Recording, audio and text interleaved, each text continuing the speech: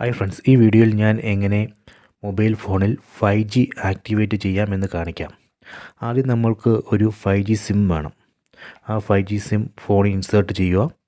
അതിനുശേഷം ഈ settings app open ചെയ്യുക. ഈ സെറ്റിങ്സ് ആപ്പ് ഐക്കണിൽ ടാപ്പ് ചെയ്യുക. അതിനുശേഷം ഈ കണക്ഷൻസ് എന്ന് പറയുന്ന ഓപ്ഷനിൽ ടാപ്പ് ചെയ്യണം. എന്നിട്ട് മൊബൈൽ നെറ്റ്വർക്ക്സ് ഇവിടെ ടാപ്പ് ചെയ്യുക. നെറ്റ്വർക്ക് മോഡ് ഇവിടെ ടാപ്പ് ചെയ്യുക. ഇവിടെ നമുക്ക് കുറേ ഓപ്ഷൻസ് കാണാം. ഇപ്പോൾ ഞാൻ സെലക്ട് ചെയ്തേക്കുന്നത് 4G 3G ഓർ 2G ആ ഒരു ഓപ്ഷനാണ്. 5G ഞാൻ ഇവിടെ എനേബിൾ ചെയ്തിട്ടില്ല. 5G എനേബിൾ ചെയ്യണമെങ്കിൽ ഈ ഫസ്റ്റ് ഓപ്ഷൻ സെലക്ട് ചെയ്യണം. 5G 4G 3G or 2G auto connect. ഈ ഫസ്റ്റ് ഓപ്ഷൻ സെലക്ട് ചെയ്യുക. കഴിഞ്ഞു.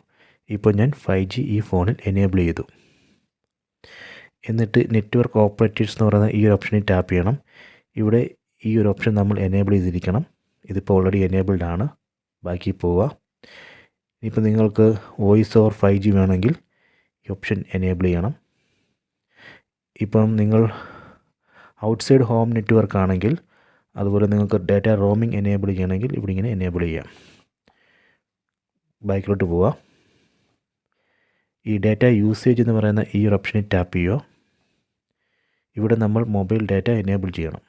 ഇതിപ്പോൾ ഓൾറെഡി എനേബിൾഡ് ആണ്. കഴിഞ്ഞു. ഇപ്പോൾ ഞാൻ 5G എനേബിൾ ചെയ്തു ഈ ഫോണിൽ.